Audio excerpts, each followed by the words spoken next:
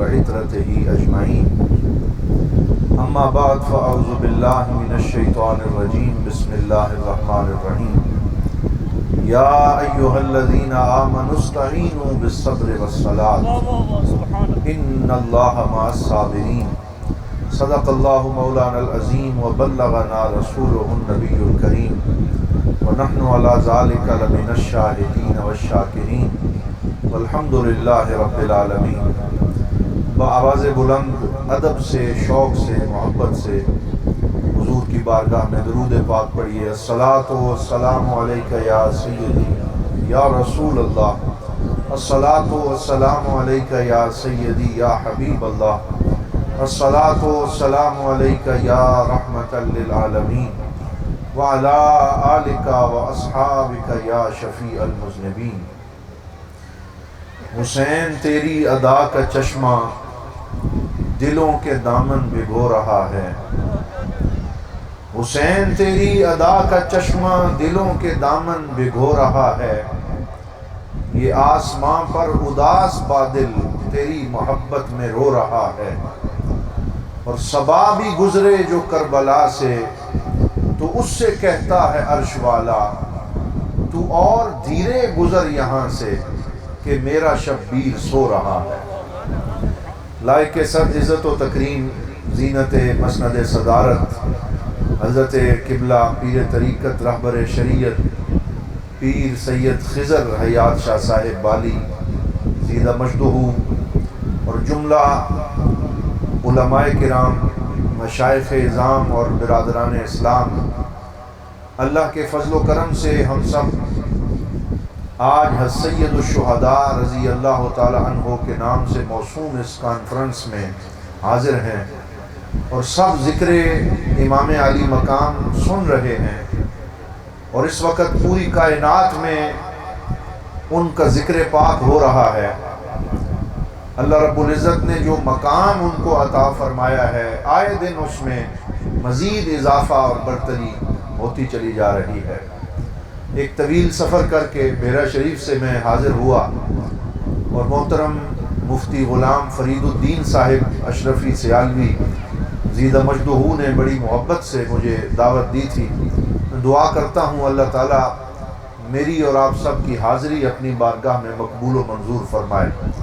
ابھی راستے میں آتے ہوئے ہم نے یہ منظر دیکھا کہ گلی گلی میں جگہ جگہ پر حضرت امام علی مقام کے غلام ان کے نام کے سبیلیں لگا کے کھڑے ہیں، شربت پلایا جا رہا ہے، اور کائنات ہر سال یہ نظارہ دیکھتی ہے کہ جن ہستیوں پہ پانی بند کر کے یہ سمجھا گیا کہ پانی بند ہوگا تو ان کا آسرا ٹوٹ جائے گا، پانی بند ہوگا تو ان کا جوش اور جذبہ جواب دے جائے گا، انہیں کیا خبر کہ تم جن کا پانی بند کر رہے ہو ساری کائنات ان کے قدموں کی خیرات پی رہی ہے، انہیں کیا خبر کہ تم جن کا پانی بند کر رہے ہو وہ آب کوثر کا مالک اللہ رب العزت نے ان کے نانا جان کو بنا دیا ہے۔ تو کائنات یہ منظر دیکھتی ہے کہ ہر سال اور سارا سال ہم جو پیتے ہیں، میں یہ سمجھتا ہوں وہ حضرت امام علی مقام کے قدموں کی خیرات ہوتی ہے۔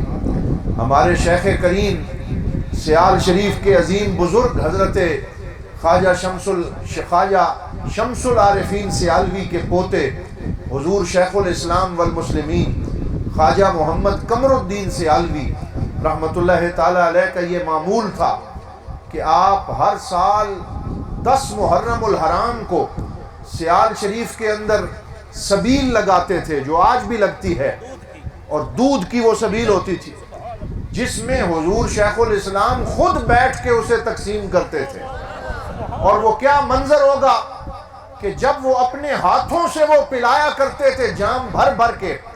اور میں نے شمس العارفین نمبر میں یہ واقعہ پڑھا کہ ایک دفعہ حسب معمول آپ ظہر کی نماز کے بعد وہ سبیل تقسیم کر رہے تھے اور ذکر امام علی مقام کا لنگر بانٹ رہے تھے، اور آپ کے والد گرامی حضرت خواجہ محمد ضیاء الدین سیالوی رحمۃ اللہ تعالی علیہ آپ اس وقت حیات تھے، اور اندر اپنے بنگلے پہ آرام کر رہے تھے کہ اچانک آپ اٹھ کے باہر تشریف لائے اور آپ نے پاؤں میں جوتا نہیں پہنا اور اپنے بیٹے حضور شیخ الاسلام کے پاس آئے اور ان کا ماتھا چوم کے انہیں سینے سے لگا لیا۔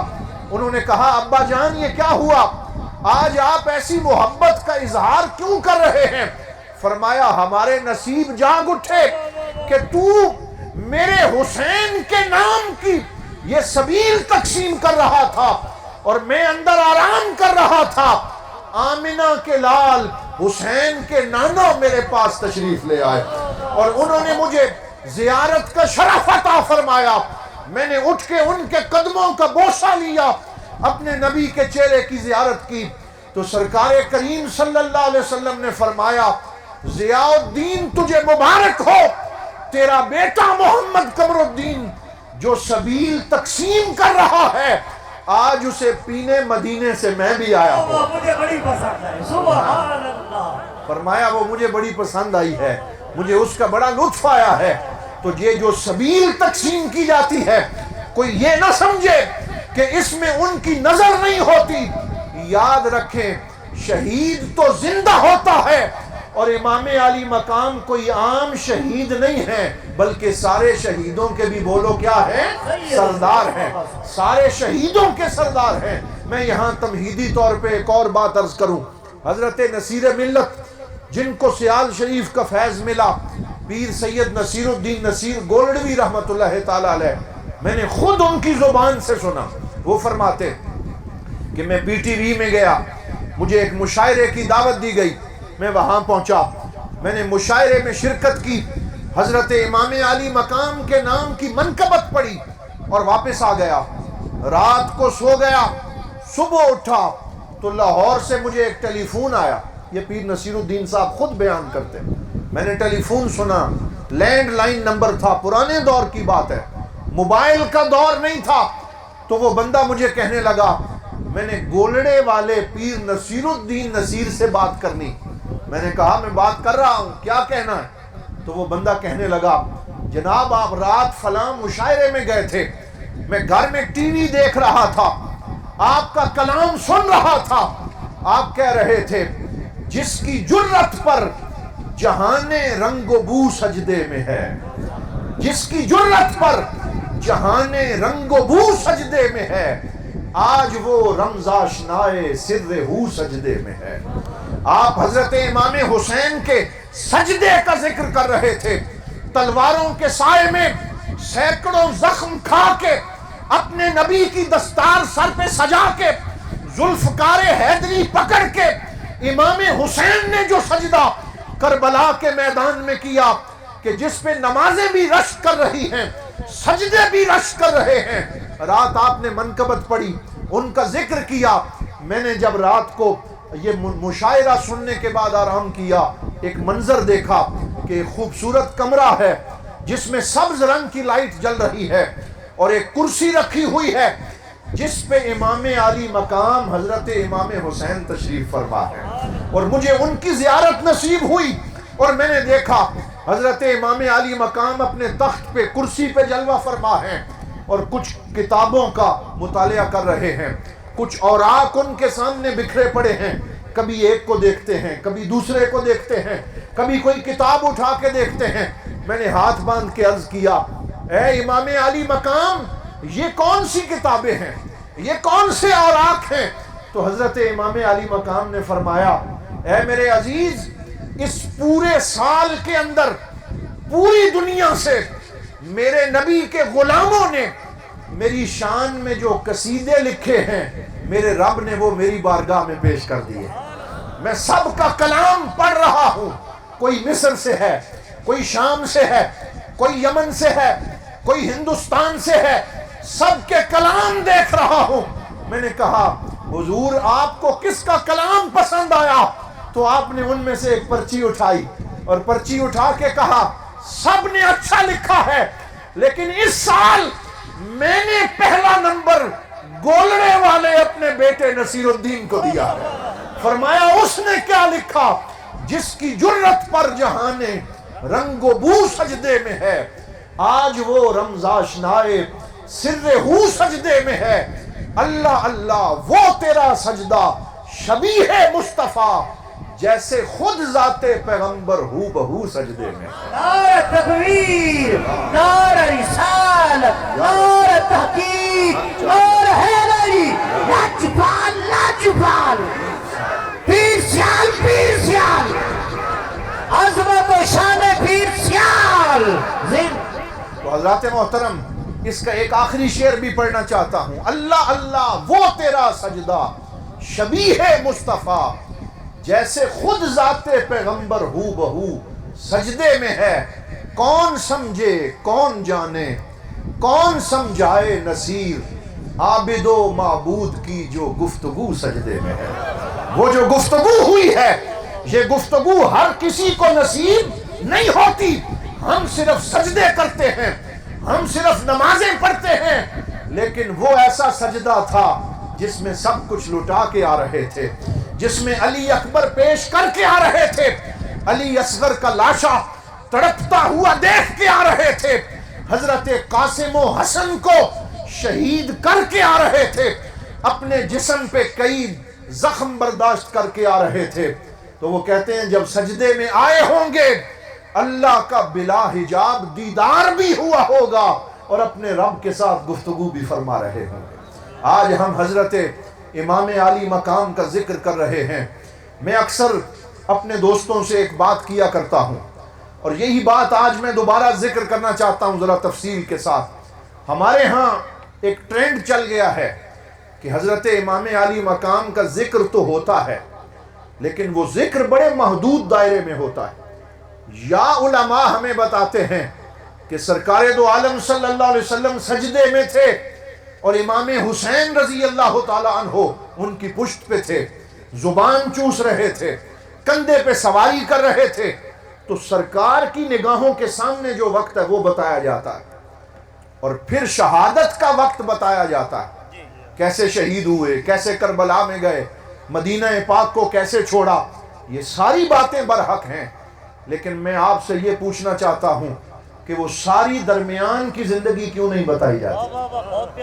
جب حضرت امام علی مقام سرکار دو عالم صلی اللہ علیہ وسلم کے زمانے کے بعد آپ نے زندگی گزاری، شہادت تو 55-56 سال کی عمر میں ہوئی، اس سے پہلے کہ وہ 50 سال کہاں غائب ہو جاتے ہیں؟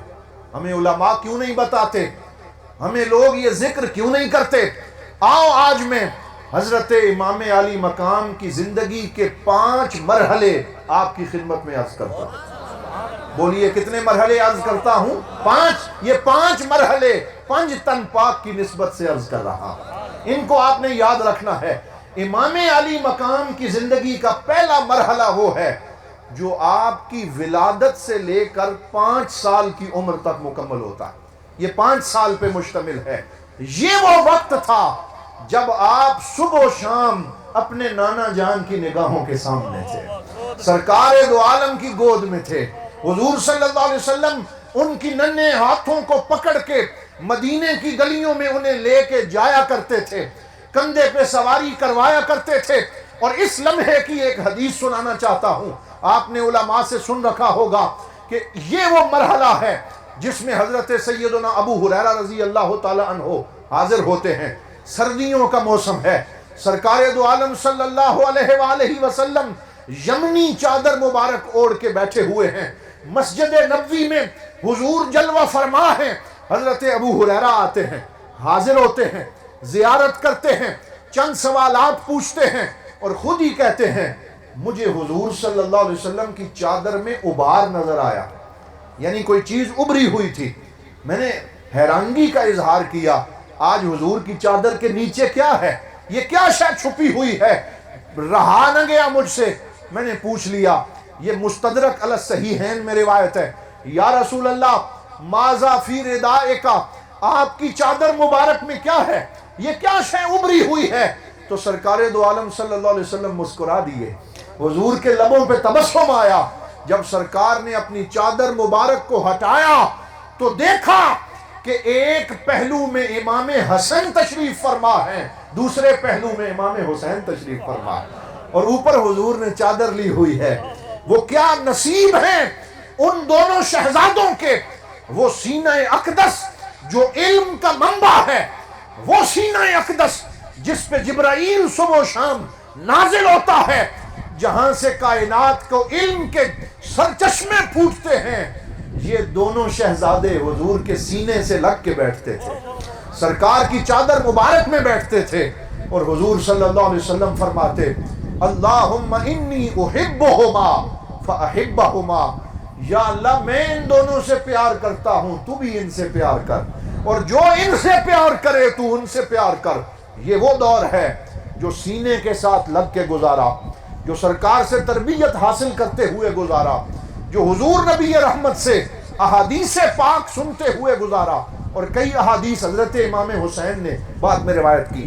پھر دوسرا عرصہ آیا، اور یہ جو دوسرا فیز ہے یہ امام حسین رضی اللہ تعالی عنہ کی زندگی میں 5 سال کی عمر سے شروع ہوتا ہے، اور 5 سال کی عمر سے شروع ہو کر 30 سال کی عمر تک پہنچتا ہے، یعنی یہ 25 سال کے عرصے کی میں بات کر رہا ہوں، اور یہ عنفوان شباب کا دور ہے، یہ جوانی کا دور ہے، یہ حسن کا دور ہے، یہ جمال کا دور ہے، یہ وہ دور ہے جب آپ نے تعلیم مزید حاصل کی، جب آپ مدینہ پاک میں موجود رہے۔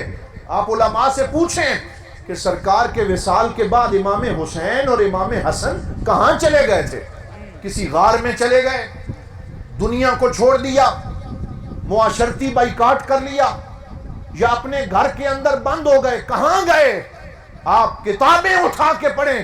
حضرت شاہ عبدالعزیز محدث دہلوی نے لکھا، دیگر مورخین نے لکھا کہ ان 25 سالہ دور میں سے، بلکہ اس سے بھی زیادہ دور بنتا ہے جس میں تقریباً 2.5 سال کا عرصہ حضرت سیدنا صدیق اکبر کی خلافت ہے، اور جس میں 12 سال کا عرصہ حضرت سیدنا عمر فاروق کی خلافت ہے، جس میں 12.5 سال کا عرصہ حضرت سیدنا عثمان غنی رضی اللہ تعالی عنہ کی خلافت کا دور ہے۔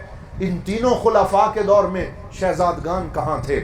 آپ کتابیں اٹھا کے دیکھیں تو آپ کو پتہ چلے گا کہ وہ کہیں نہیں گئے، کسی غار میں نہیں گئے، خلوت میں نہیں گئے، بلکہ ان تینوں خلفاء کے دور میں وہ مسجد نبوی کے ساتھ والے حجرے میں رہتے تھے، وہ سیدہ خاتون جنت کے حجرے میں رہتے تھے، دروازہ مسجد میں کھلتا تھا، اور جب آذان ہوتی تھی تو پہلی صف میں یہ دونوں شہزادے اپنی نماز کبھی حضرت ابو بکر کی اقتداء میں پڑھتے تھے، کبھی حضرت عمر کی اقتداء میں پڑھتے تھے، اور ہمیشہ مسجد کے ماحول سے جڑے تھے، 5 وقتہ نماز با جماعت ادا کرتے تھے، مدینۃ الرسول میں تھے، صحابہ سے ملاقات کرتے تھے۔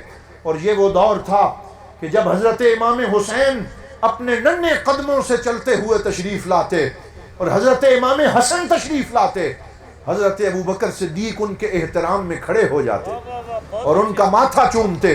اور یہ حدیث تو آپ نے سن رکھی ہے کہ جب ان دونوں شہزادوں کو آتے ہوئے دیکھتے تو فرماتے، حضرت علی سے مخاطب ہو کے فرماتے، واللہ لیس شبیہن بعلی بل شبیہن بالنبی، فرماتے ہیں مولا علی آپ ہمارے بھائی ہیں، لیکن میں ڈنکے کی چوٹ پہ کہتا ہوں یہ آنے والے دونوں بچے تیری تصویر نہیں ہیں بلکہ اپنے نانا محمد مصطفیٰ کی تصویر ہیں۔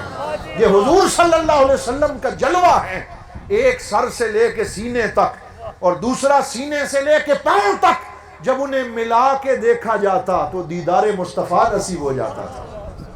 یہ وہ زمانہ تھا جس میں آپ نے ان خلفائے کرام کے ساتھ وقت گزارا، اور حضرت سیدنا عمر فاروق رضی اللہ تعالی عنہ نے حضرت امام حسین کا بازو فضا میں بلند کر کے کہا تھا، آپ نے کیا فرمایا؟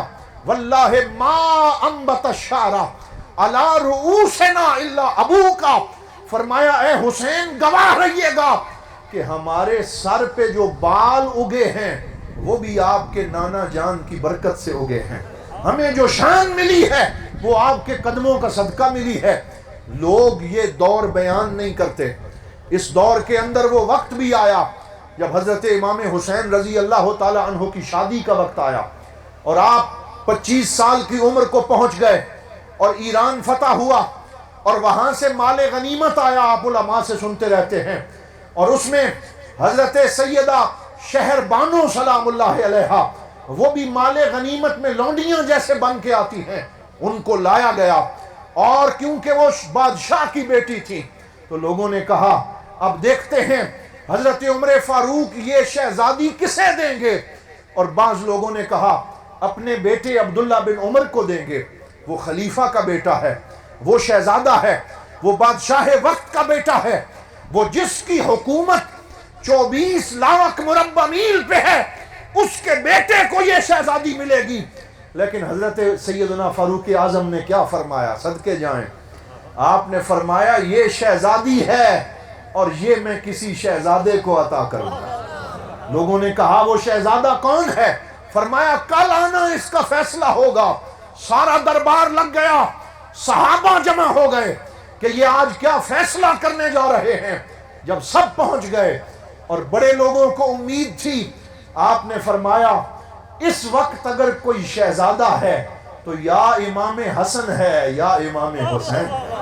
تو فرمایا امام حسین کو لایا جائے، لایا گیا۔ آپ دربار میں اٹھ کے کھڑے ہو گئے اور آپ نے کہا حضور آپ شہزادہ مرتضیٰ بھی ہیں، شہزادہ مصطفیٰ بھی ہیں، اور یہ عمر آپ کے لیے حضرت شہر بانو کو پیش کرتا ہے۔ تو جن حضرت سیدہ شہر بانو اور حضرت امام حسین کی شادی ہوئی تو پتہ ہے بیٹا کون پیدا ہوا؟ پتہ ہے کون پیدا ہوا؟ وہ جسے بیمار کربلا کہتے ہیں، وہ جسے حضرت سجاد کہتے ہیں، جسے علی زین العابدین کہتے ہیں۔ یہ علی زین العابدین کہاں سے پیدا ہوئے؟ حضرت امام حسین اور سیدہ شہر بانو کے بطن سے پیدا ہوئے، ان کے رشتے اس دیواج سے پیدا ہوئے ہیں۔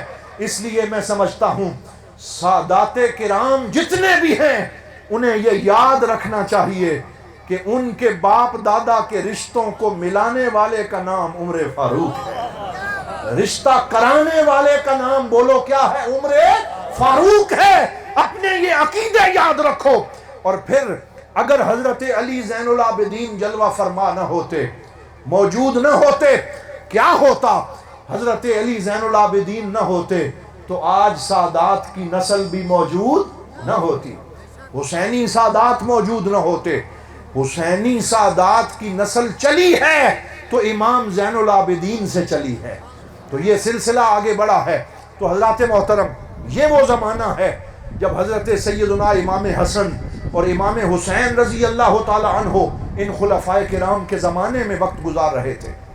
اور یہاں ایک اور بات کرنا چاہتا ہوں، وہ علی کے بیٹے تھے، سارے بولو کس کے بیٹے تھے؟ علی کے، جو شجاع ہیں، جو کرار ہیں، اور کرار کا معنی مڑ مڑ کے حملے کرنے والا، پلٹ پلٹ کے آنے والا، دشمنوں کے دانت کھٹے کرنے والا، ان کی صفوں کو الٹ دینے والا، خیبر کو فتح کرنے والا، یہ وہ علی شیر خدا رضی اللہ تعالی عنہ ہیں۔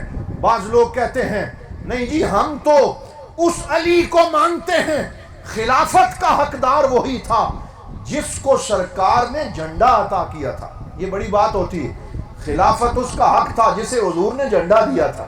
کب جھنڈا دیا تھا؟ خیبر کے میدان میں، جب سرکار نے فرمایا تھا میں کل جھنڈا اسے دوں گا جس سے اللہ محبت کرتا ہے، جو اللہ سے محبت کرتا ہے۔ اور پھر اگلے دن حضور نے مولا علی کو بلایا، ان کی آنکھوں میں آشوب چشم تھا، سرکار نے اپنا لعاب دہن لگایا، آنکھیں ٹھیک ہو گئیں اور جھنڈا عطا فرمایا، فرمایا جاؤ خیبر فتح کر دو۔ اور وہ دروازہ جو 100 بندے مل کے اپنی جگہ سے ہلا نہیں سکتے تھے، مولا علی نے ایک ضرب حیدری میں اٹھا کے اپنے ہاتھوں سے اسے بلند کر دیا، خیبر فتح کیا اور واپس تشریف لائے۔ ہم مانتے ہیں مولا علی کی یہ شان ہے، لیکن اے سنیوں اپنا عقیدہ یاد رکھو، لوگ شب خون مارتے ہیں، کوئی بھی آتا ہے۔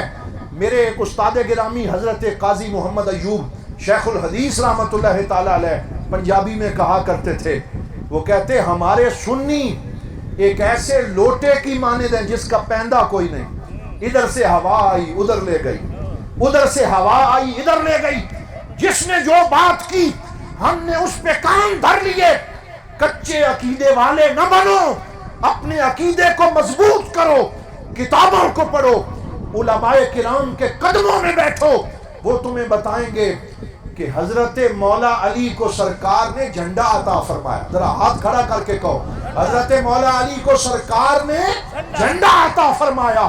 ہم مانتے ہیں، لیکن ایک وہ بھی ہے جس کو مسلح عطا فرمایا۔ جھنڈے والی روایت مانتے ہو، مسلح والی کیوں نہیں مانتے؟ ہم جھنڈے والوں کو بھی مانتے ہیں، جنہیں حضور نے جھنڈا دیا وہ مولا علی ہیں، اور ہم مسلح والے کو بھی مانتے ہیں، جنہیں سرکار نے مسلح دیا وہ ابو بکر صدیق ہیں۔ ہاں، ان کو مسلح کیسے عطا فرمایا؟ میں اکثر یہ کہا کرتا ہوں، اس جملے کو اپنے سینے پہ لکھ لینا، پھر میں آگے بڑھتا ہوں۔ ہم کہتے ہیں جی فلاں فلاں کا گدی نشین ہے، کہتے ہیں نا یہ فلاں صاحب فلاں کے گدی نشین ہے، یہ پیر صاحب ہیں یہ فلاں کے گدی نشین ہے۔ گدی تو چھوٹی سی ہوتی ہے جو اب باپ اپنے بیٹے کو دے کے جاتا ہے۔ میں کہتا ہوں لوگوں یاد رکھو، کوئی کسی کا گدی نشین ہے، کوئی کسی مفتی کا گدی نشین ہے، کوئی کسی پیر کا گدی نشین ہے، کوئی کسی کتب کا گدی نشین ہے، کوئی کسی غوث کا گدی نشین ہے۔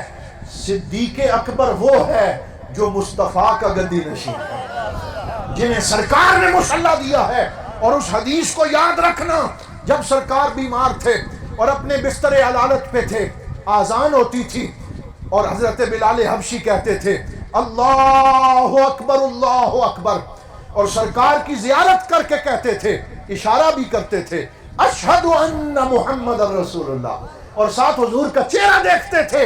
حضور نے نماز کے لیے اٹھنے کی کوشش کی، تھوڑا سا اٹھے، اتنا بخار تھا اٹھ نہ سکے، پھر واپس لیٹ گئے۔ پھر انہوں نے کہا اشہد ان محمد رسول اللہ، سارے کہو صلی اللہ علیہ وسلم، پھر اٹھنے کی کوشش کی، پھر لیٹ گئے۔ پھر حضور نے فرمایا ٹھنڈا پانی لاؤ، لایا گیا، یہ بخاری پڑ رہا، ٹھنڈا پانی لایا گیا۔ جب لایا گیا تو سرکار نے اپنے دونوں ہاتھ اس میں رکھے، پھر انہیں اپنے چہرے پہ پھیرا، پھر انہیں اپنے سینے پہ پھیرا۔ کیوں پھیرا؟ تاکہ بخار میں کچھ تخفیف ہو اور میں اپنے مصلے پہ پہنچ سکوں، میں امامت کروا سکوں۔ یہ حضور صلی اللہ علیہ وسلم کی آخری دنوں کی نمازیں ہیں۔ جتنے لوگ آخر تک مجھے سن رہے ہیں، یہ پیغام لے کے جانا، آج سارا سال جب محرم آتا ہے ہم امام حسین رضی اللہ تعالی عنہ کا نام لیتے ہیں، ان کے نام کا لنگر کھاتے ہیں، چاول کھاتے ہیں، سبیل پیتے ہیں، پھر گھر چلے جاتے ہیں۔ پھر سارا سال نہ ہمیں نماز یاد رہتی ہے، نہ مسجد یاد رہتی ہے، نہ عبادت یاد رہتی ہے، نہ آذان یاد رہتی ہے۔ پھر لوگ کہتے ہیں نہیں جی ہم تو حسینی ہیں، اور ان میں ایسے بھی ہیں جو بھنگ کا گوٹا بناتے ہیں، پھر اسے پورے پورے پیالے بنا کے پیتے ہیں، کہتے ہیں اس سے ٹھنڈ پڑتی۔ تمہیں بھنگ سے ٹھنڈ پڑتی ہے اور حضور کو نماز سے ٹھنڈ پڑتی ہے۔ یہ میں نہیں کہہ رہا، قرۃ عینی فی الصلاۃ، سرکار نے کیا فرمایا؟ بولو قرۃ عینی فی الصلاۃ، میری آنکھوں کی ٹھنڈک نماز میں ہے۔ وہ بھنگ پیتے ہیں اور چرس پیتے ہیں، اور جب بھنگ اور چرس پی لیتے ہیں پھر نعرہ لگاتے ہیں ڈی حیدر۔ یہ میں سنتا رہتا ہوں، یعنی مولا علی کا صحیح نام لینے کی توفیق بھی نہیں، یعنی علی حیدر بھی نہیں کہنا، ڈی حیدر کہنا۔ یہ کیا نعرہ ہے؟ یہ مولا علی کے نام کو بگاڑنے کا کیا سلسلہ ہے؟ یہ بھنگ پی کے نعرے لگانے کا کیا طریقہ ہے؟ یہ تم نے مسلک کو کیا بنا دیا؟ یہ تم نے عقیدے کا کیا حشر کر دیا؟ نمازوں سے دور، ذکر سے دور، قرآن سے دور، سجدے سے دور، صرف بھنگ پیتے ہیں اور پھر یہ نعرے لگاتے ہیں، پھر کہتے ہیں اتنے لاکھ دفعہ نعرہ حیدری۔ او بھائی تم کروڑ دفعہ بھی نعرہ حیدری لگا دو، حیدر وہ ہے کہ جس کو تیر پیوست ہو جائے، نکلتا نہیں ہے، کیسے نکالا جائے؟ حکیم آتے ہیں، طبیب آتے ہیں، مولا علی فرماتے ہیں مجھے تکلیف ہوگی، کیسے نکالیں؟ فرمایا کسی طبیب کی ضرورت نہیں، کسی ڈاکٹر کی ضرورت نہیں، جب اذان بلالی ہوگی اور میں مصلی پہ آؤں گا اور اپنے رب سے ہم کلام ہو جاؤں گا اور جب نماز میں کھڑا ہو جاؤں گا تم جتنے مرضی ہے تیر نکال دینا، علی کو پتا نہیں چلے گا۔ ان کی محبت نماز سے ہے، ان کا نشہ نماز میں ہے، ان کی وارفتگی نماز میں ہے، ان کا عقیدہ نماز میں ہے۔ آج ہم نے دین کو کیا بنا دیا؟ تو یہ پیغام بھی لے کے جائیں۔ سرکار اٹھنے کی کوشش کرتے، پھر نقاہت سے پیچھے لیٹ جاتے، اٹھا نہ جاتا۔ تیسری دفعہ کوشش کی، پھر اٹھا نہ گیا۔ پھر حضور نے فرمایا مرو ابا بکر فلیصلی بالناس، آج میرا مصلی خالی ہے، جاؤ ابو بکر سے کہو میری جگہ پہ کھڑا ہو کے وہ نماز پڑھائے۔ تو حضرت سیدہ عائشہ جو بیٹی ہیں حضرت ابو بکر کی، وہ عرض کرنے لگیں حضور میں کیسے ان کو کہوں انہو رجل اسیف حزین، ان کو دکھ ہوگا، وہ روئیں گے جب آپ کو مصلی پہ نہیں دیکھیں گے، قرات نہیں کر سکیں گے، نماز نہیں پڑھا سکیں گے، اس لیے ان کو مصلی پہ کھڑا نہ کیا جائے۔ تو حضور اپنے بستر پہ اٹھ کے بیٹھ گئے، تکیہ منگوایا اور جلال میں آ گئے اور چہرہ مبارک سرخ ہو گیا، اور سرکار دو عالم سارے مل کے کہہ دو صلی اللہ علیہ وآلہ وسلم نے کیا فرمایا۔ یہ جملہ میں ذمہ داری سے عرض کر رہا ہوں۔ فرمایا اے عائشہ، اے میری زوجہ، یاد رکھنا اپنے مصلی پہ ابو بکر کو کھڑا کرنے کا فیصلہ یہ محمد عربی کا فیصلہ نہیں ہے، یہ محمد عربی کے خدا کا فیصلہ ہے۔ کیا فرمایا؟ یہ میرے خدا کا فیصلہ ہے، یہ 7 آسمانوں کے اوپر سے یہ فیصلہ آیا ہے۔ لہذا لوگوں میرا یہ جملہ یاد رکھنا، ہمیں مصلی والا بھی یاد ہے، ہمیں جھنڈے والا بھی یاد ہے۔ اس لیے حضرت مولا علی نے حضرت صدیق اکبر کے جنازے پہ کھڑے ہو کے یہ جملہ کہا تھا جو سارے مسالک کی کتابوں میں موجود ہے۔ آپ نے کہا اے ابو بکر تیرے صدقے جائیں، تجھے حضور نے ہمارے دین کا امام بنایا تھا، ہم نے تجھے اپنی دنیا کا امام بنا لیا۔ نعرہ تکبیر، نعرہ رسالت، نعرہ تحقیق، نعرہ حیدری، علماء اہل سنت، فیضان حضور کرم حسین شاہ صاحب، فیضان پیر شاہ لجپال زندہ۔ تو حضرات محترم، یہ میں نے وہ دور ذکر کیا جب حضرت امام حسن و حسین رضی اللہ تعالی عنہما ان خلفاء کے دور میں زندگی بسر کر رہے تھے، ان کے ساتھ مل کے نمازیں پڑھتے تھے، ان کے ساتھ مل کے کھانے کھاتے تھے، ان کے ساتھ مل کے شیر و شکر ہو کے رہتے تھے، ان کے نکاح، ان کی شادیاں، ان کی غمی اور خوشی ایک دوسرے کے ساتھ تھی۔ اور یہ وہ دور ہے جس میں حضرت شاہ عبدالعزیز محدث دہلوی شہادت العمرین اپنی کتاب میں لکھتے ہیں، آج ہم میں سے کوئی ایک حج کر لے تو وہ حاجی بن جاتا ہے، اور جو 3 حج کر لے وہ الحاج ہو جاتا ہے۔ بولو کیا بن جاتا ہے؟ الحاج۔ بڑا معزز، بڑا مکرم، بڑی شان والا جس امام کا میں اور آپ آج ذکر کر رہے ہیں، انہوں نے 1 حج نہیں کیا، 2 نہیں کیے، 7 نہیں کیے، دونوں بھائیوں نے اپنی زندگی کے اس دور میں جو تینوں خلفاء کا دور تھا، اس دور میں 25 مرتبہ خانہ کعبہ کا حج کیا۔ بولیے کتنی دفعہ؟ 25 مرتبہ حج کیا۔ اور ہم تو حج کرتے ہیں PIA والا، ہم حج کرتے ہیں ایمریٹس ایئر لائن والا، ہم آج کل حج آ گئے ہیں VIP حج، 7 سٹار حج، سرکاری حج، کئی حج نکل آئے۔ لیکن ان دونوں نے جو حج کیا، سواری موجود تھی، اس پہ زاد راہ موجود تھا، لیکن 25 مرتبہ جب حج پہ نکلنے کی باری ہوتی، 600 کلومیٹر سفر۔ بولو کتنا؟ کہاں سے؟ مدینہ سے چل کے مکہ آنے کے لیے 600 سے زائد کلومیٹر سفر ہے، جس پہ کئی گھنٹے لگ جاتے ہیں۔ جب سواری نکلتی تو آپ مدینے کی حدود سے نکلتے ہی اپنی سواری سے اتر جاتے، دونوں بھائی اتر جاتے اور کہتے حضور سواری ہے، اس پہ جلوہ فرما ہو، ہم لگام پکڑیں گے۔ کہتے ہم نے اپنے نانا جان سے سنا تھا جب حاجی سفر پہ نکلتا ہے ہر قدم پہ گناہ معاف ہوتے ہیں، ہر قدم پہ درجے بلند ہوتے ہیں۔ ہم بھی چاہتے ہیں جیسے ہمارے نانا جان نے بتایا تھا، ہر قدم پہ درجے بلند کرتے ہوئے پہنچے۔ پیدل 25 حج کیے۔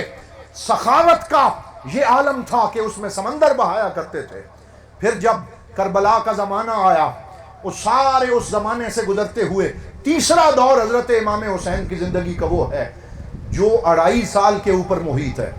یہ وہ دور ہے جب حضرت مولا علی شیر خدا کرم اللہ تعالی وجہ الکریم خلیفہ بن گئے، اور آپ کی خلافت میں ان کے ساتھ جہاد میں مشغول رہے، سرحدوں پہ گئے، اسلام کا تحفظ کیا۔ یہ حضرت امام حسن اور حسین کا وہ تیسرا دور گزرا۔ چوتھا دور کون سا ہے؟ جب حضرت سیدنا امام حسن اور امام حسین مولا علی شیر خدا کی شہادت ہوئی 21 رمضان المبارک، کوفہ کی جامع مسجد فجر کی نماز میں تشریف لاتے ہوئے اس بدبخت نے جس کا نام ابن ملجم تھا، اس نے آپ کو زہریلے تیروں کے ساتھ شہید کیا، خنجر پہ وسط کیا۔ آپ نے اپنی شہادت سے پہلے دونوں بیٹوں کو طلب کیا اور طلب کر کے وصیت فرمائی۔ وہ وصیت پڑھنے سے تعلق رکھتی ہے۔ آپ نے اس میں فرمایا، اے میرے دونوں بیٹو، ارفق یا ولدی باسیرکما، اے میرے بیٹو اپنے اس قیدی سے اچھا سلوک کرنا۔ کون ہے مولا علی؟ کردار کا عالم دیکھیں، اخلاق کا عالم دیکھیں۔ جس نے حملہ کیا اس کے بارے میں فرما رہے ہیں اس کے ساتھ ظلم نہ کرنا، اس سے اچھا سلوک کرنا۔ اگر یہ تسلیم کر لے کہ یہ حملہ میں نے ہی کیا ہے، پھر اس کو قصاص میں قتل کر دینا، ایک ضرب لگانا، اور اس کے کھانے کا خیال رکھنا، اس کے پینے کا خیال رکھنا۔ اور دوسری وصیت کی، صلہ رحمی کی میں تجھے تلقین کرتا ہوں، اپنے رشتہ داروں سے حسن سلوک کرنا۔ مولا علی کی شہادت ہو گئی، حضرت امام حسن 6 ماہ کے لیے خلیفہ بنے۔ یہ وہ چوتھا دور ہے ان شہزادوں کی زندگی کا جو 6 ماہ پہ اوپر محیط ہے۔ بڑا کنٹروورشل، بڑے ہی تنازعات والا، بڑا مشکل دور، اور اس دور کے اندر حضرت سیدنا امام حسن کی اس شرافت کی بات اگر میں نہ کروں تو یہ بھی زیادتی ہوگی۔ 6 مہینے آپ خلیفہ رہے، لیکن انارکی پھیل رہی تھی، اور اس دور کے اندر گروپنگ ہو گئی تھی، اور کچھ لوگ ادھر تھے، کچھ دوسری صفوں میں تھے۔ بڑا مشکل دور تھا۔ حضرت سیدنا امام حسن رضی اللہ تعالی عنہ نے مسلمانوں کو جمع کرنے کے لیے حضرت امیر معاویہ رضی اللہ تعالی عنہ سے صلح کی۔ یہ صلح کا دور ہے، اور یہ کوئی آسان فیصلہ نہیں تھا۔ 90,000 کا لشکر ننگی تلواریں لے کے حضرت امام حسن کے ساتھ تھا، اور آپ کے ایک اشارے کا منتظر تھا۔ آپ اشارہ کرتے، وہ لوگ دوسری صف کے لوگوں کو کاٹ کے رکھ دیتے، لیکن آپ نے صلح کی۔ پوچھا گیا، جناب آپ نے یہ فیصلہ کیوں کیا؟ لوگوں یہ یاد رکھنا، حضرت امام حسن رضی اللہ تعالی عنہ نے فرمایا، مجھے اپنے نانا جان کی ایک حدیث یاد آ گئی، یعنی ان کا ہر قدم قرآن و سنت کی روشنی میں تھا۔ آپ نے فرمایا، میں نے اپنے نانا جان سے سنا تھا، سرکار دو عالم صلی اللہ علیہ وسلم نے میرا ہاتھ پکڑ کے فرمایا تھا، ان ابنی ھذا سید سیصلح اللہ علی یدیہ بین فئتین عظیمتین من المسلمین۔ فرمایا میرا یہ بیٹا سردار ہے، میرا یہ بیٹا سردار ہے، اور میں محمد عربی دیکھ رہا ہوں۔ ایک وہ وقت آئے گا جب میرا رب اس میرے بیٹے کے ہاتھوں پر 2 مسلمان گروہوں کے درمیان صلح کروا دے۔ اب اس پہ میں زور دے رہا، 2 مسلمان گروہوں کے درمیان۔ ذرا آپ سارے بولیں، 2 نہیں، سارے نہیں بولے، پھر بولیں، 2 مسلمان گروہوں کے درمیان میرا بیٹا حسن صلح کروائے گا۔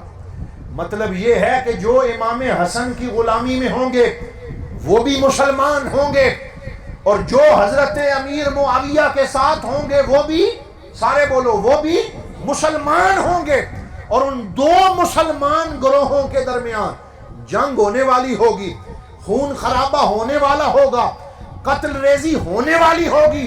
اس قتل ریزی کو رکوا کر ان کو آپس میں شیر و شکر جو ہستی کرے گی، حضور نے فرمایا وہ میرا بیٹا حسن ہوگا، وہ میرا بیٹا حسن ہوگا۔ اور یہ خوشخبری پوری ہوئی، اور حضرت امام حسن نے صلح کروائی۔ یہاں میں عقیدے کا جملہ کہنا چاہتا ہوں، جو لوگ تمہاری برین واشنگ کرتے ہیں، جو غلط فہمیاں پیدا کرتے ہیں، جو کہتے ہیں نہیں جی جو فلاں لشکر میں تھے وہ سب نعوذ باللہ کافر ہو گئے اور تم ان کے خلاف بولا کرو، یہ ہم سنیوں کا عقیدہ نہیں ہے۔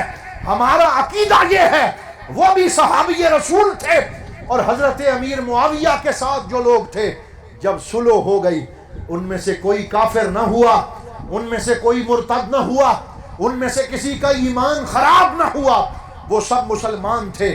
لیکن بعد میں جب معاملہ یزید لعین پہ پہنچا، جسے ہم ملعون کہتے ہیں، جسے ہم بدبخت کہتے ہیں، جسے ہم رذیل کہتے ہیں، جسے ہم رحمت سے دھتکارا ہوا کہتے ہیں، یہ بدبخت وہ تھا جس نے حضرت امام اس صلح کو ختم کیا اور حضرت امام حسین رضی اللہ تعالی عنہ کو ان کے خلاف فوجی بھیجے اور مدینہ پاک میں انہیں گرفتار کرنے کی کوشش کی۔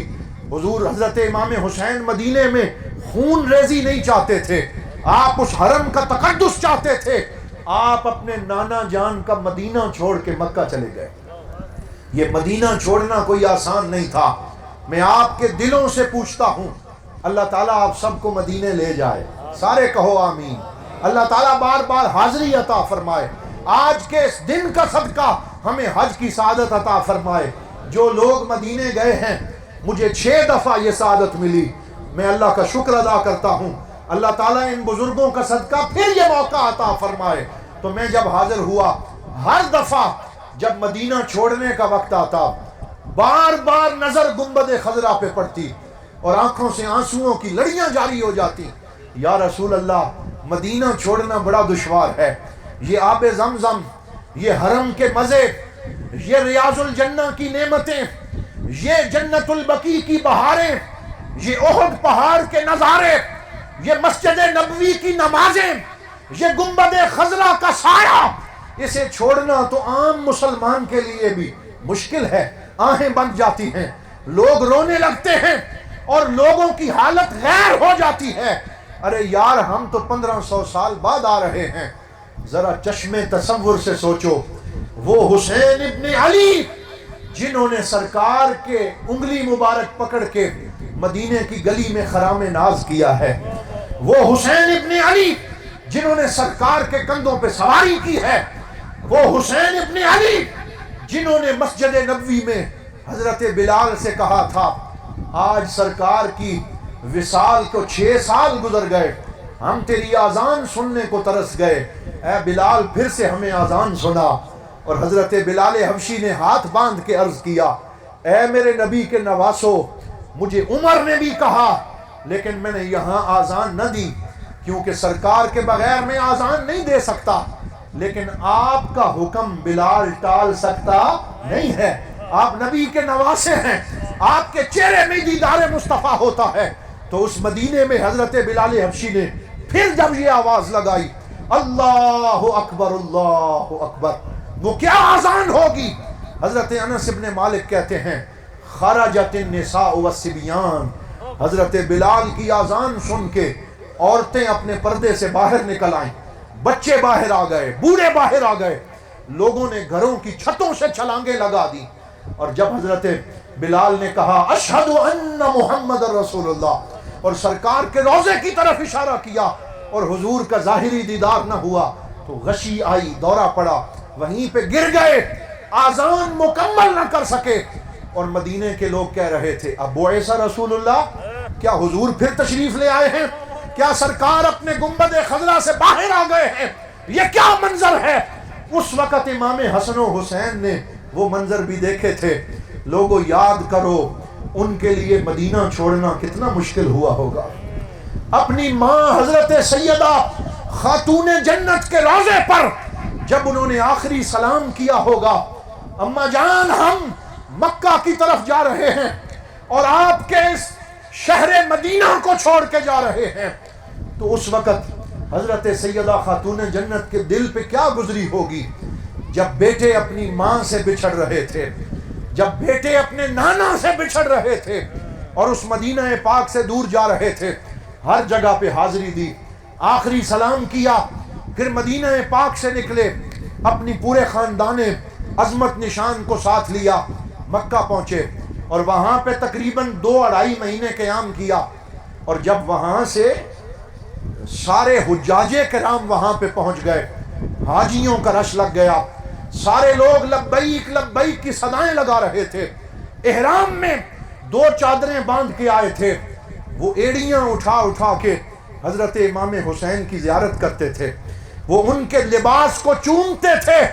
تو 8 ذی الحج کو جب سارے لوگ مکہ میں مناسک حج شروع کر رہے تھے، حضرت امام حسین مکہ پاک کو چھوڑ کے کربلا کی طرف جا رہے تھے۔ لوگوں نے پوچھا حضور ہم تو آپ کا چہرہ دیکھنے آئے ہیں، ہم حج کرنے آئے ہیں، آپ کعبہ چھوڑ کے کہاں جا رہے ہیں؟ تو امام حسین رضی اللہ تعالی عنہ نے فرمایا تم کعبہ دیکھنے آئے ہو، میں کعبے کی حرمت کو بچانے جا رہا ہوں، میں اسلام کی عظمت کا پہرا دینے جا رہا ہوں۔ حضرت سیدنا عبداللہ بن عباس حضور کے چچا کے بیٹے حاضر ہوئے، عرض کیا حضور آپ نہ جائیں، یہ کوفہ، اور یہاں میں ایک غلط فہمی کا ازالہ کر دوں، آپ توجہ سے سن رہے ہیں نا، ایک غلط فہمی کا ازالہ کر دوں۔ یہاں پہ لوگ ڈنڈی مارتے ہیں، وہ کہتے ہیں جب مکہ سے چلے صرف 72 نفوس قدسیہ تھے، صحابہ ساتھ نہیں گئے، صحابہ کے بیٹے نہیں گئے، انہوں نے حضرت امام حسین کو اکیلا چھوڑ دیا۔ نعوذ باللہ، یہ بات کر کے لوگوں کا دماغ خراب کیا جاتا ہے، یہ سوال کیا جاتا ہے۔ صحابہ موجود تھے، حضرت عبداللہ بن عمر بھی تھے، حضرت عبداللہ بن زبیر بھی تھے، حضرت عبداللہ بن عباس بھی تھے، حضرت انس بن مالک بھی تھے، جلیل القدر صحابہ مکہ اور مدینہ میں موجود تھے، وہ ساتھ کیوں نہ گئے؟ انہوں نے ساتھ کیوں نہ دیا؟ یہ سوال ہوتا ہے کہ نہیں ہوتا؟ اس کا جواب یاد رکھنا، اس کا جواب یہ ہے، صحابہ نے عرض کیا تھا حضور آپ کہاں جا رہے ہیں؟ اگر حضرت امام حسین یہ فرماتے کہ یزید کے ساتھ جنگ کرنے جا رہا ہوں اور یزید نے لشکر بنایا ہے، میں اس کا قلعہ کما کرنے جا رہا ہوں، تو میں یقین سے کہتا ہوں صرف 70 نہیں 70,000 سے زیادہ صحابہ حضرت امام حسین کی پہلی صف میں شامل ہوتے۔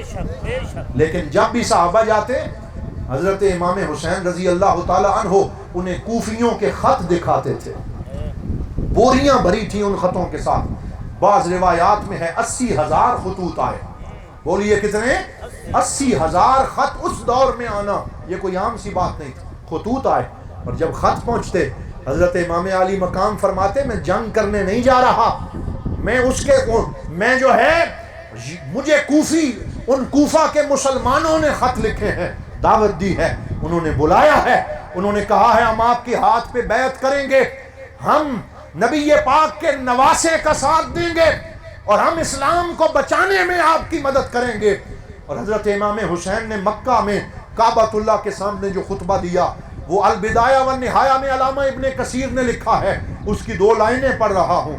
سرکار دو عالم کے نواسے حضرت امام حسین نے فرمایا اننی قد سمعت ان یزید قد ترک الصلاۃ، میں نے یہ صحیح واسطے سے سنا ہے اور مجھ تک یہ خبر پہنچی ہے، یزید نے خلیفہ ہونے کے باوجود نماز کو چھوڑ دیا ہے۔ اور پھر کہا وَلَعِبَ بِالصِّبْيَانِ وَالسَّيِّبَاتِ، اور اس نے لونڈیاں رکھی ہیں جن کے ساتھ وہ ان کے رقص و سرود کو دیکھتا ہے۔ پھر فرمایا اس نے کتے اور خنزیر پال رکھے ہیں۔ پھر آپ نے فرمایا وہ موسیقی سنتا ہے، اس نے میرے نبی کے دین کے ساتھ یہ حشر کیا ہے، نماز کو چھوڑا، رقص و سرود کو شروع کیا، شراب پینا شروع کیا، اور میں حسین یہ برداشت نہیں کر سکتا کہ میرے ہوتے ہوئے یزید میرے نبی کے اس تخت کے ساتھ یہ سلوک کرے کہ شراب پی کے وہاں بیٹھے، نماز چھوڑے، موسیقی سنے، میں حسین یہ نہیں دیکھ سکتا۔ اب کوفے والوں نے یہ خط لکھے ہیں، میں ان کی دعوت پہ جا رہا ہوں، اس لیے آپ یہاں پہ جلوہ فرما رہے ہیں، اگر ضرورت ہوئی تو آپ کو بلایا جائے گا، ورنہ میں کوفے والوں کی دعوت پہ جا رہا ہوں۔ اس لیے حضرت امام حسین اکیلے تشریف لے کے گئے، لیکن ابھی چند کوس ہی دور نکلے تھے، آگے سے فرزدق آیا اور اس نے یہ جملہ کہا اے امام علی مقام، میں کوفے والوں کی حالت دیکھ کے آیا ہوں، ان کے دل آپ کے ساتھ ہیں، ان کی تلواریں یزید کے ساتھ ہیں، وہ کوفی لا یوفی ہیں، وہ وفا کرنا نہیں جانتے۔ اور تھوڑا اور آگے گئے تو آپ کو پتا چلا ان ظالموں نے حضرت مسلم بن عقیل رضی اللہ تعالی عنہ جو آپ کے چچا زاد بھائی تھے اور ان کے 2 بیٹوں کو وہیں پہ شہید کر دیا ہے۔ تو آپ پھر وہاں سے اس ارادے سے نکلے کہ اب میں یزید کے ظلم سے اسے باز رکھنے کے لیے، اس سے اس کا بدلہ لینے کے لیے جاؤں گا۔ پھر یہ سفر جو ہے یہ اپنی حیثیت تبدیل کرتا چلا گیا۔ جب آپ کربلا کے قریب پہنچے تو 3 دن تک میں اختصار سے یہ بات عرض کر رہا ہوں، آپ پہ پانی بند کر دیا گیا، اور 7 دن تک بعض روایات میں ہے یہ پانی بند رہا۔ اور پھر جہاں آپ نے خیمہ لگایا، آپ نے فرمایا میرے بابا جان حضرت علی المرتضیٰ کے ساتھ میں کبھی یہاں سے گزرا تھا، اور آپ نے بھی مجھے بتایا تھا ھذا ارض کرب و بلا، کہ یہ کرب و بلا کی سرزمین ہے، یہاں میری اولاد کو شہید کیا جائے گا۔ آپ کو پتا تھا کہ شہادت ہوگی، آپ کو پتا تھا کہ ہماری قربانی ہوگی۔ آپ نے اپنے نانا جان کو بھی خواب میں دیکھا تھا، اور سرکار دو عالم صلی اللہ علیہ وسلم نے فرمایا تھا کہ اے میرے حسین تو نے آب کوثر پہ آ کے میرے ساتھ ملاقات کر لی۔ شہادت کا پتہ تھا، آپ وہاں تشریف لے گئے، لیکن آپ کے پائے استقلال میں لغزش نہیں آئی۔ اور پھر یہ مشہور روایت ہے کہ 9 محرم الحرام کو آپ نے اپنی ساری اولاد اور ساتھیوں کو جمع کیا، چراغ گل کروا دیے، روشنیوں کو بند کروا دیا، اور آپ نے فرمایا تم میرے وفادار ہو، مجھ پہ جان دینے والے ہو، میرے ساتھ آنے والے ہو، لیکن ہم یہاں جنگ کرنے نہیں آئے تھے، ہم یزید کے اس ظلم سے اسے باز رکھنے آئے تھے۔ میں اپنا پاکیزہ ہاتھ یزید کے نجس ہاتھ میں نہیں دے سکتا، اس لیے اب میں ہر قسم کی قربانی کے لیے تیار ہوں، تمہیں اجازت دیتا ہوں، چلے جاؤ، چراغ گل ہیں، کوئی کسی کو نہیں دیکھ رہا، چلے جاؤ، تمہیں اجازت دیتا ہوں، اور کسی سے کوئی ناراضگی نہیں ہوگی، اور قیامت کے دن بھی میں تمہارے ساتھ راضی ہوں گا، تم جا سکتے ہو۔ تھوڑی دیر چراغ گل رہے، اور جب دوبارہ روشنی کی گئی تو کوئی ایک بھی اپنی جگہ سے ہٹا نہیں تھا، بلکہ سارے حضرت امام علی مقام کے قدموں پہ ہاتھ رکھ کے رو رہے تھے، اور سب یہ کہہ رہے تھے ہم خون کے آخری قطرے تک اے امام علی مقام آپ کے ساتھ ہیں۔ اس شجاعت کے ساتھ ان 72 جانثاروں نے بہادری کا مظاہرہ کیا۔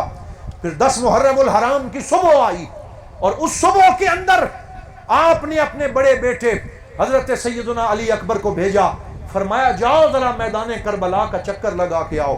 یہ تاریخ دمشق کے اندر روایت موجود ہے۔ آپ گئے، پورے میدان کا چکر لگایا، یزیدی خیموں کو دیکھا، اور واپس آنے لگے تو ایک برقع پوش خاتون کو دیکھا جو وہاں میدان کربلا میں جھاڑو دے رہی تھی، اس کی صفائی کر رہی تھی۔ آپ نے انہیں بلانے کی کوشش کی، انہوں نے آگے سے گفتگو نہ کی، آپ واپس تشریف لے آئے۔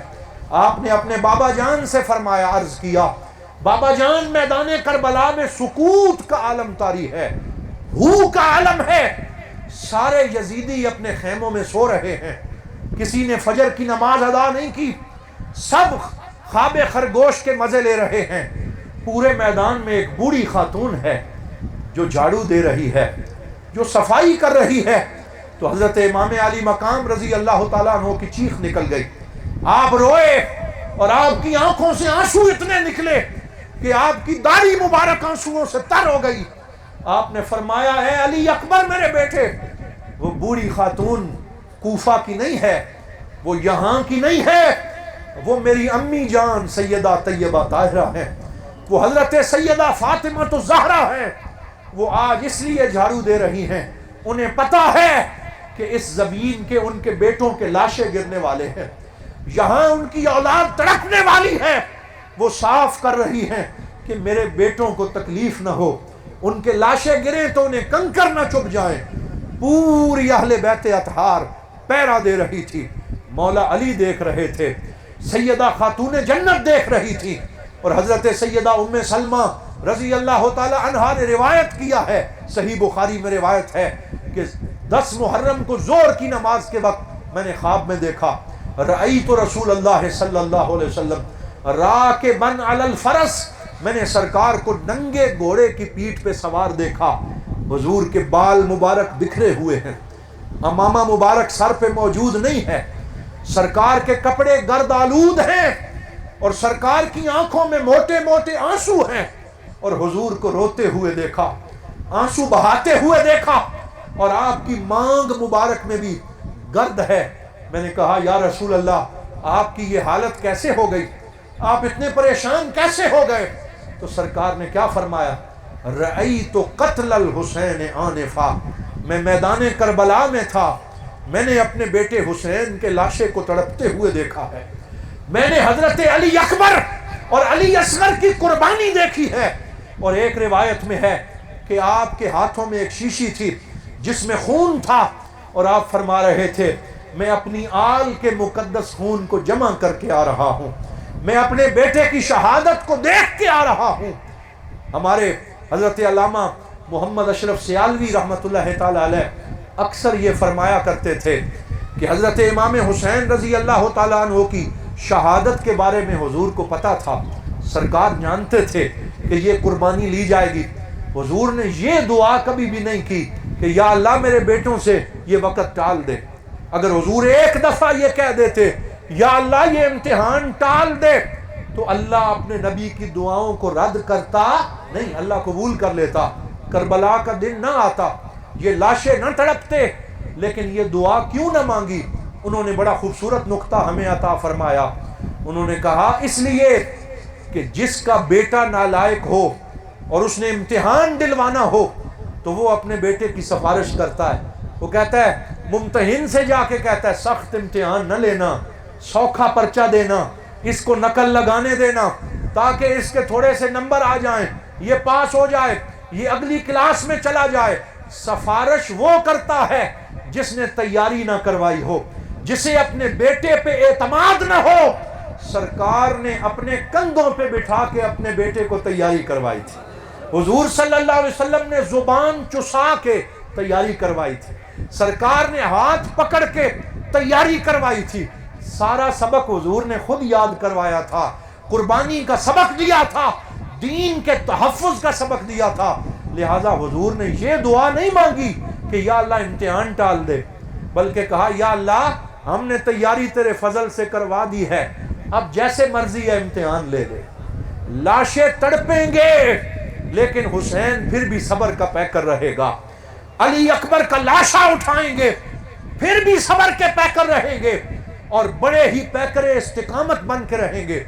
دعا مانگی تو کیا مانگی، اللہم آت الحسین صبرا و اجرا، یا اللہ میرے بیٹے حسین کو صبر بھی عطا فرما، اجر بھی عطا فرما، صبر اور اجر کی دعا مانگی۔ اور حضرت امام علی مقام جب آخری سجدے میں گئے تو آپ کے جسم مبارک پہ 133 زخم تلواروں کے تھے، 90 سے زیادہ زخم نیزوں کے تھے، پورے جسم میں کوئی جگہ ایسی نہیں تھی جہاں زخم نہ تھا، لیکن اس کے باوجود آپ سجدے میں چلے گئے۔ ہمارے پیر ناصر شاہ صاحب نے شعر لکھا، انہوں نے کہا مزہ جو اس دی نماز وچ ہے، نہ سوز وچ ہے نہ ساز وچ ہے، حسین دسیا رضا خدا دی، نیاز وچ ہے نہ ناز وچ ہے، سلام پھیرن تو بعد ناصر نماز ہوندی ہے سب دی پوری، حسین سجدے سر کٹایا، حسین اج بھی نماز وچ ہے۔ آپ کی نماز آج بھی جاری ہے، آپ کا ذکر آج بھی جاری ہے۔ بدبخت ہیں وہ لوگ، بد نصیب ہیں وہ لوگ جو فقہی فتوے ڈھونڈتے رہتے ہیں۔ میں نے دیکھا کوئی صاحب کہہ رہے تھے کہ وہ جی جب حضرت امام علی مقام آخری سجدے میں گئے اس وقت ان کا وضو نہیں تھا، کیونکہ نماز کی انہوں نے تیاری نہیں کی تھی، تو اس لیے اس وضو کی آپ بات نہ کریں۔ میں نے کہا یہ محرومی ہے، یہ بد نصیبی ہے، یہ علم سے دوری ہے ایسی بات کرنا۔ ارے تم جن کا وضو تلاش کر رہے ہو ان کے قدموں کے صدقے پوری امت کی نمازیں قبول ہوتی ہیں، ان کی نمازوں کے صدقے ہمارے ٹوٹے پوٹے سجدے قبول ہوتے ہیں۔ لہٰذا ایسے موقع پہ فقیہ بن کے نہ سوچو، عاشق بن کے سوچو۔ ایسے موقع پہ نور الایزا نہ اٹھاؤ، عشق کی کتاب اٹھاؤ، کیونکہ یہ سجدہ فقہ کا سجدہ نہیں تھا، یہ سجدہ عشق کا سجدہ تھا۔ کسی نے کہا نہ مسجد میں نہ بیت اللہ کی دیواروں کے سائے میں نماز عشق ادا ہوتی ہے تلواروں کے سائے میں۔ انہوں نے نماز عشق ادا کی ہے، اس ایک سجدے سے سجدوں کا برہم قائم کر دیا، اس ایک نماز سے نمازوں کو تحفظ دے دیا۔ اگر حضرت امام حسین یہ قربانی نہ دیتے، ظالم کے سامنے کھڑے نہ ہوتے، اگر یزید کو نو نہ کہتے، اگر یزید کے سامنے کلمہ لا نہ کہتے، اگر اس کے ہاتھوں میں ہاتھ دے دیتے، تو قیامت تک کسی کو جرت نصیب نہ ہوتی۔ سارے کہتے اگر امام حسین نے سرنڈر کر دیا تھا تو ہم کس بات کی مولی ہیں۔ میں یہ سمجھتا ہوں امام حسین نے صرف اپنا سر بلند نہیں کیا بلکہ پوری امت کا سر بلند کیا ہے۔ آپ نے پوری امت کو جرت کا سبق دیا ہے، ہمت کا سبق دیا ہے۔ اور میرے اور آپ کے لیے آخری جملے کہہ رہا ہوں، وہ سبق یہ ہے کہ اگر حسینی ہو تو حسینی وہ ہوتا ہے جسے باطل کے سامنے ڈٹنا آتا ہو، جسے ظالم کو ظالم کہنا آتا ہو، جسے ظالم کے سامنے للکارنا آتا ہو۔ وہ بندہ حسینی نہیں ہو سکتا جس کے سامنے نبی کے دین پہ حملہ ہوتا رہے وہ کھڑا نہ ہو، وہ حسینی للکار بلند نہ کرے۔ آپ نے اپنا سر بلند کر کے پوری امت کا سر فخر سے بلند کر دیا۔ اور آخری جملے یہ کہہ رہا ہوں، آپ کی شہادت کا وقت گزر گیا اور آپ کے بعد یزید کا اپنا بیٹا اس کے تخت پہ بیٹھنے سے انکاری ہو گیا۔ اس نے کہا مجھے یہاں سے خون رسول سے ڈر لگتا ہے کہ میرے باپ کا یہ تخت جو ہے اس پہ خون رسول کے چھینٹے پڑ گئے، اب میں اس پہ نہیں بیٹھوں گا۔ اس کا اپنا بیٹا ہی منہ پھیر گیا۔ وہ جس نے ہمیشہ کی حکمرانی ڈھونڈی تھی اس کی قبر کا نشان بھی معلوم نہیں ہے۔ اور امام حسین تو ایک طرف رہے، ان کی اولاد میں جہاں بھی سید ہوتا ہے لوگ اس کے مزار پہ سر جھکا دیتے ہیں۔ آج بھی سادات کے جھنڈے بلند ہیں، ان کا ذکر بلند ہے۔ ہشام بن عبد الملک کا دور آیا، یہ یزید کے بعد تیسرا خلیفہ تھا، اس کا نام ہشام بن عبد الملک تھا۔ اس کا دور آیا، وہ اپنے دور میں بڑے تم طلاق سے حج کرنے آیا، اور جب حرم میں پہنچا، مشہور واقعہ ہے، اس نے طواف کرنا چاہا۔ حج کے دن تھے، لاکھوں لوگ طواف کر رہے تھے، لبیک کی صدائیں لگا رہے تھے۔ جب اس نے وہاں جو ہے وہ حج کرنا چاہا تو لوگوں نے اسے حرم شریف کے قریب نہ جانے دیا، اور وہاں جا کے آب زمزم نہ پینے دیا، اور حجر اسود کا بوسہ نہ لینے دیا۔ جگہ ہی نہ ملی، کسی نے راستہ ہی نہ چھوڑا، وہ دور ایک ٹیلے پہ کھڑا ہو گیا۔ میری باری آئے گی تو پھر میں پہنچوں گا۔ خلیفہ وقت ہونے کے باوجود اسے خانہ کعبہ تک پہنچنے کا راستہ نہ ملا، حجر اسود کا بوسہ لینے کی توفیق نہ ملی، دور حسرت کی نگاہوں سے دیکھ رہا تھا کب میری باری آئے گی۔ تھوڑی دیر میں اعلان ہوا، لوگوں راستہ دے دو، حسین کے بیٹے علی زین العابدین تشریف لا رہے ہیں، امام حسین کے صاحبزادے آ رہے ہیں، حضرت سجاد آ رہے ہیں، حسین کا خون آ رہا ہے، سرکار کی آل آ رہی ہے۔ لوگوں نے راستہ چھوڑ دیا، نگاہیں جھکا لی۔ آپ اپنے سر پہ چادر ڈالی ہوئی ہے اور سر پہ حضور کی دستار سجائی ہوئی ہے، ہاتھ میں تسبیح مبارک ہے، تشریف لائے، سر جھکا ہے، حرم کی طرف بڑھ رہے ہیں، چہرے سے نور کی لاٹیں نکل رہی ہیں۔ جوں جوں قریب جاتے گئے رستہ بنتا گیا، لوگ آپ کے قدموں کو ہاتھ لگاتے، چادریں آپ کے جسم سے مس کر کے چوم لیتے اور کہتے آج ہم نے نبی کی آل کا دیدار کر لیا۔ آپ خانہ کعبہ کے پاس پہنچے، آرام سے طواف کیا، حجر اسود کا بوسہ لیا، آب زمزم پیا، وہاں پہ جو ہے وہ 2 نفل مقام ابراہیم کے پاس پڑے تو ہشام بن عبد الملک حسد سے جل اٹھا اور اس کی زبان سے یہ جملہ نکلا، کہنے لگا من ہاذا، یہ کون ہے؟ حالانکہ وہ جانتا تھا کہ آپ کون ہیں، ہر بندہ جانتا تھا کہ آپ کون ہیں، لیکن حسد چہروں سے پہچانا جاتا ہے۔ اس نے کہا یہ کون ہے جس کے لیے راستہ بن گیا؟ توجہ رکھنا، تو پیچھے فرزدق کھڑا تھا، فرزدق جو اس کا اپنا درباری شاعر تھا، اس سے پیسے لیتا تھا۔ اس نے پتہ کیا کہا؟ سامنے آ گیا، اس نے کہا اے بادشاہ تجھے پتہ نہیں ہے کہ یہ کون ہے؟ اگر تجھے پتہ نہیں ہے تو آؤ میں بتاتا ہوں کہ یہ کون ہے۔ وہیں کھڑے کھڑے 60 اشعار پہ مشتمل ایک قصیدہ حضرت علی زین العابدین کی شان میں لکھ دیا، وہیں پہ بول دیا۔ اور فی البدی انہوں نے کیا جملہ کہا، اس پہ میری گفتگو ختم۔ انہوں نے کہا ھذا الذی تعرف البطحاء وطأتہ والبیت یعرفہ والحل والحرم۔ کہا تجھے نہیں پتا یہ کون ہے؟ آؤ میں بتاتا ہوں، یہ وہ ہستی ہے کہ جس زمین پہ چل کے یہ آیا ہے حرم کی زمین کے ذرے بھی جانتے ہیں ہمارے اوپر سے نبی کا بیٹا گزر رہا ہے. اور کہا والبیت یعرفہ والحل والحرم، جس کعبے کا تو طواف کرنے آیا ہے وہ کعبہ تجھے نہیں جانتا لیکن کعبہ بھی جانتا ہے کہ ہماری زیارت کرنے علی کا بیٹا آ رہا ہے. یہ وہ ہے کہ تم حجر اسود کا بوسہ لینا چاہتے ہو اور حجر اسود کا دل کرتا ہے کہ وہ خانہ کعبہ سے باہر نکل کے اس کو بوسہ لے لے. یہ وہ ہستی ہے ھذا ابن فاطمہ تا ان کنت جاہلہ ھذا التقی النقی الطاہر العلم. کہا اگر تو جاہل ہے تو یاد رکھ یہ فاطمہ کا بیٹا ہے، یہ علی کا لخت جگر ہے، یہ حسین کا خون ہے. لوگوں امام حسین کا خون آج بھی مقدس ہے، اہل بیت آج بھی معزز و محتشم ہیں. میں دعا کرتا ہوں اللہ تعالی ہمیں ان کا ذکر کرتے رہنے کی توفیق عطا فرمائے، ان کے جھنڈے کے سائے تلے رکھے، اور اللہ تعالی ہمیں امام علی مقام کی محبت میں زندہ رکھے اور انہی کا دم بھرتے رہنے کی توفیق عطا فرمائے. وآخر دعوانا ان الحمدللہ رب العالمین.